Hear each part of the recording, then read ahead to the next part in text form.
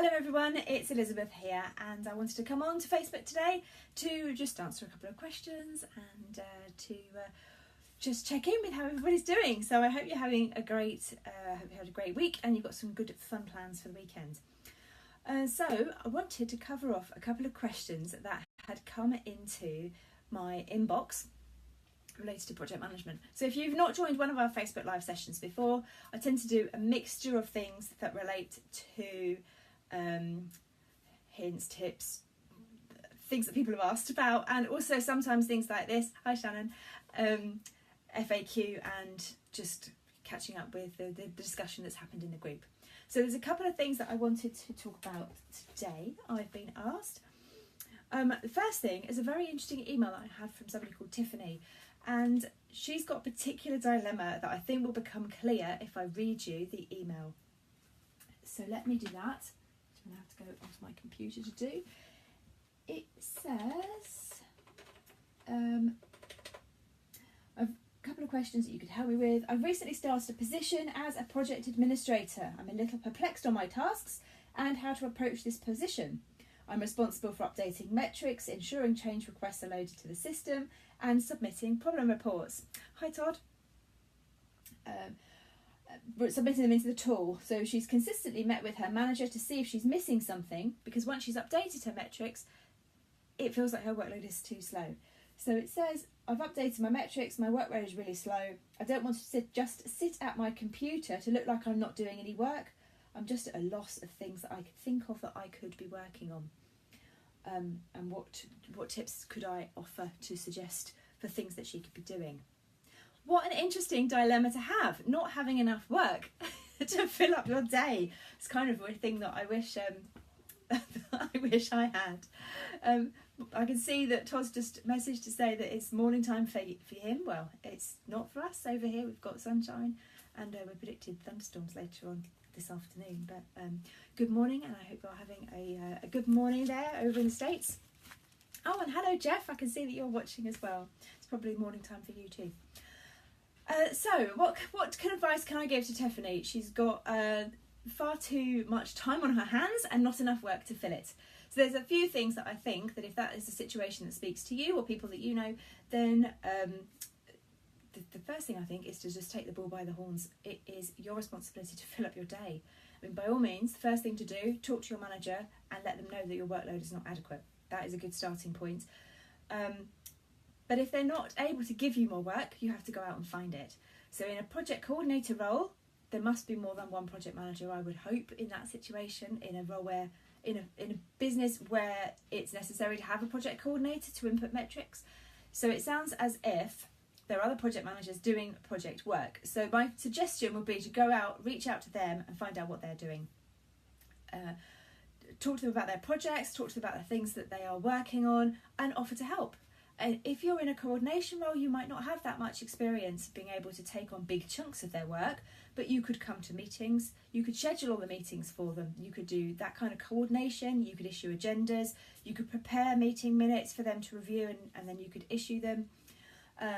There's probably other types of administrative work like processing invoices or making sure that action logs, risk logs, change requests, everything is processed and done effectively. So draw on the other people who are probably crying out for an extra pair of hands.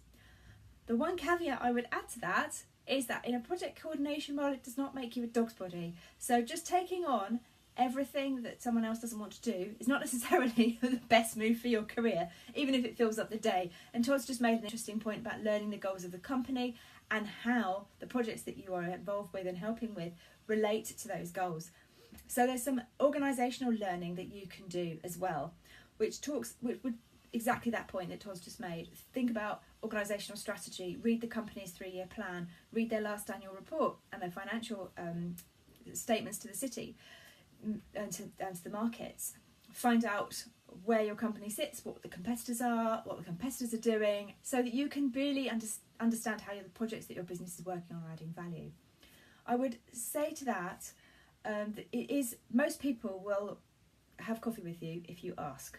So if you can find some managers in other departments and say, look, I'm really interested in learning more about how finance works, how marketing works, the kind of different departments that we have within this business, Ask for 15 minutes of their time, take along a notebook, ask some interesting questions, and get to meet other people in the business.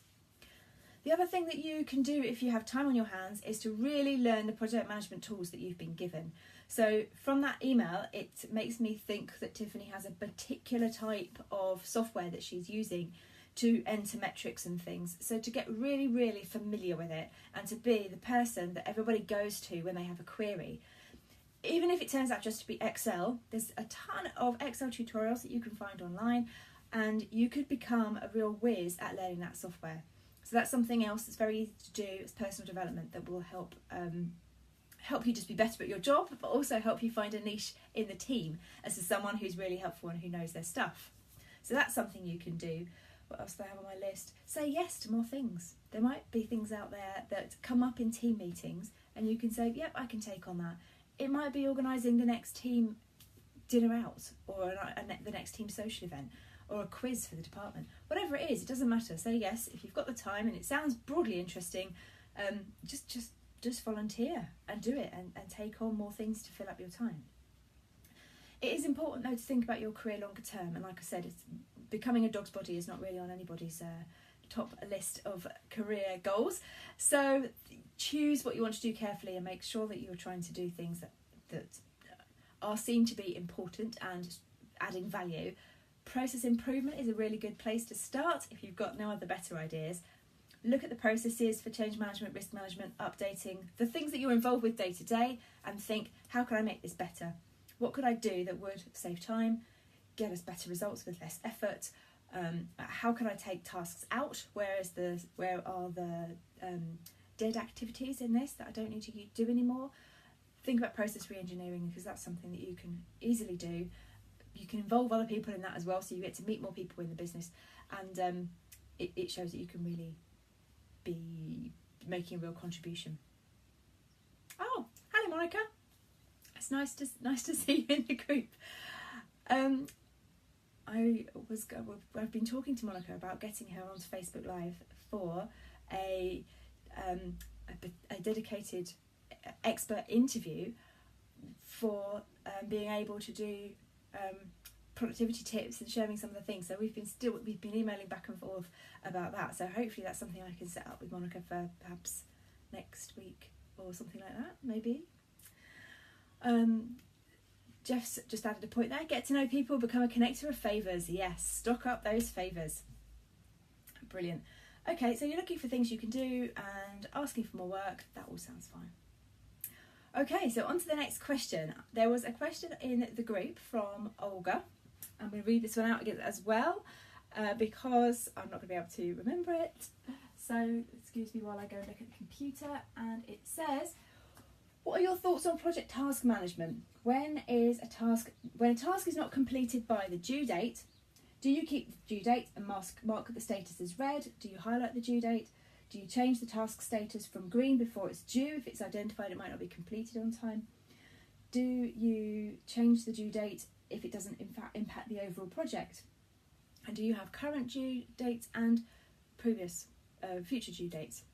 There's a lot in there to unpack, so I'm going to explain a bit about how I do it, and if you're interested in this particular topic, if you search Olga in the group, you will find other people who have contributed as well, and I'll just pick out some of those queries, some of those responses to read today. So the way I do it, if I'm not managing in Microsoft projects, which I do tend to find has all of that sort of, it doesn't do the highlighting, it's not so easy to understand, but if I'm doing a project report and I'm pulling out key milestones and the deliverable dates, or I'm doing a project summary, because we have those as well in Excel that talks about dates and things, then that's something that I would use for communication purposes in a status meeting, more so than a Microsoft project Gantt chart.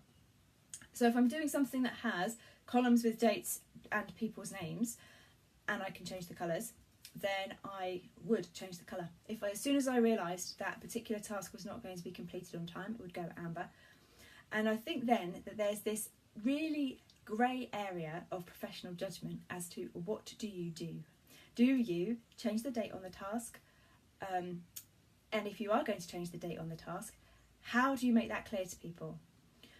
Who needs to approve that? And this really comes down to the relationship you have with your project sponsor, the type of task it is, the importance of that task, the ability of you as an individual to be able to make that change. Is it within your power? Does it push you over some kind of tolerance that you've already set? There's a lot to take in, actually.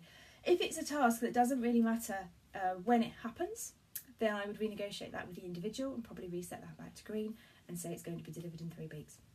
No biggie, nobody really cares, because it doesn't have an impact on anybody else and doesn't have an impact on our overall deadline.